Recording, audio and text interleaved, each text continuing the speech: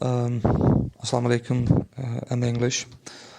Today we are going to talk about the communicative language teaching. I want to look at its evolution since it was first developed in 1970s and look at how it's influenced approaches to language teaching today.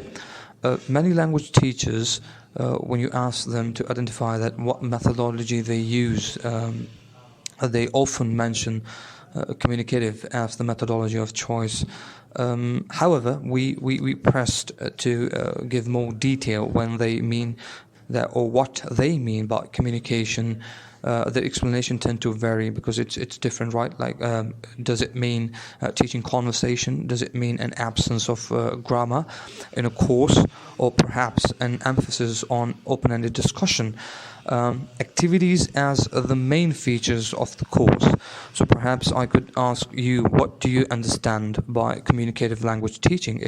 It's certainly understood as a set of principles, first of all, about the goals of language teaching, assumptions about how learners learn a language, the kind of classroom activities that best facilitate learning, right? And the roles of teachers and learners in the classroom. So I would like to examine each of these uses perhaps in a little more detail.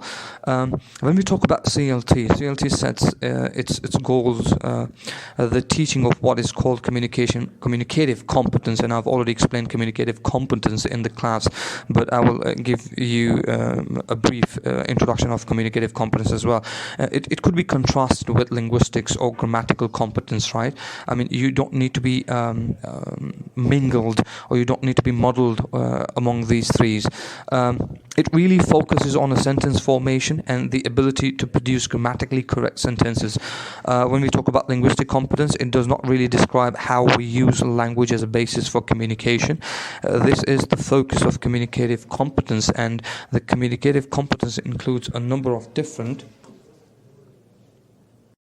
dimensions of language knowledge in use. For example, knowing how to use language for a range of different purposes and functions, knowing how to vary our use of language according to the setting we are talking to, or like who we are talking to, and whether a formal or informal speech style is appropriate.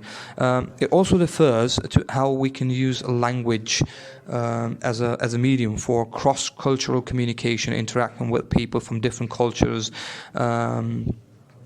From different cultures and different backgrounds. It also includes knowing how to produce different types of texts, such as reports or interviews or conversations. It also includes how we maintain communication despite having limitation in one's language proficiency, through perhaps using different kinds of communication strategies.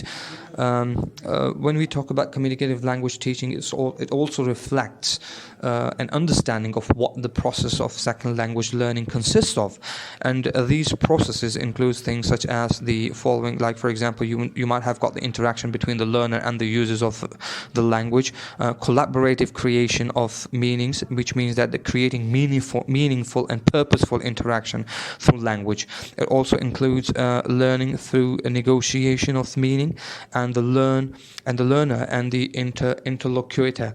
Like, when I talk about the interlocutor, which means that the person who takes part in conversation with you arrived at the understanding.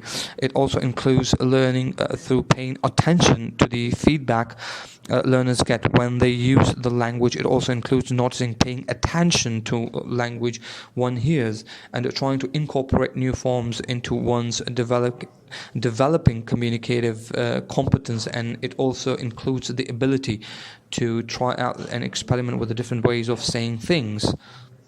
Now, when CLT began, there was a movement away from traditional lessons formats, right, where the focus was on mastery of different items of grammar and practice through control activities such as memorization of dialogues, drills, and the use of it. But when we talk about CLT, in CLT it moved towards the use of peer work activities, role plays, group work activities in project work. So a movement away away from accuracy-based activities, if you like, towards a more fluency, communicative-based activities. The type of classroom activities proposed then also implied new roles in the classroom for teachers and for learners. Learners had to participate in the classroom activities. They were based on cooperative rather than an individualistic approaches of learning. They had to become comfortable with listening on their peers in the group work or pair work tasks, rather than relying seriously on the teachers for the model they were. They were expected to take on greater degrees of responsibility for their own learning, and teachers now had to assume the role of facilitator and monitor, rather than being a model for correct speech and writing. And one were the primary responsibilities of making students avoid errors. The teachers had to develop a different views of learning errors, and of his or her own role in facilitating language learning. Like, when I also talked about the role of the teacher when we talked about the different ways of teaching style, right? So I said, I told you straight away that, like, teacher has to play a role of a model. He has to play a role of facilitator rather than being a dictator, or rather than, like, make students accurate in every single form. So under the influence of CLT theory, when we talk about CLT theory, grammar-based methodologies such as audiolingualism gave way to more functional and skill-based teaching, and at the same time, the accuracy activities such as drilling were replaced by activities based on interactive small group work. CLT also created a great deal of enthusiasm and excitement when it first appeared as a new approach to language teaching in the 1970s or 80s, and the language teachers and teaching institutions all around the globe soon began to rethink that teaching, like their teaching syllabuses, their teaching styles, their classroom and materials, and in planning languages courses within CLT, grammar was no longer a starting point. New approaches to language teaching and language course development were needed. It was also argued that learners learn a language through the process of communication in it, and that communication that's meaningful to the learning provides a better opportunity for learning, rather than a grammar-based approaches, right?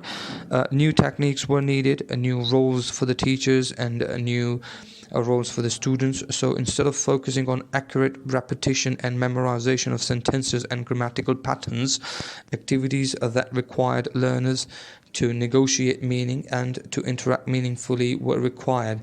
So since the 1990s, the CLT has been widely implemented because it described a set of very general principles grounded in the ideas of communicative competence, and it was the goal of second and foreign language teaching and learning. So it was all about the CLT. If you might have got any questions, or if you come across any hurdles, you better ask me questions, and I will clear your problems, and I will clear your misunderstandings, right? Thank you so much.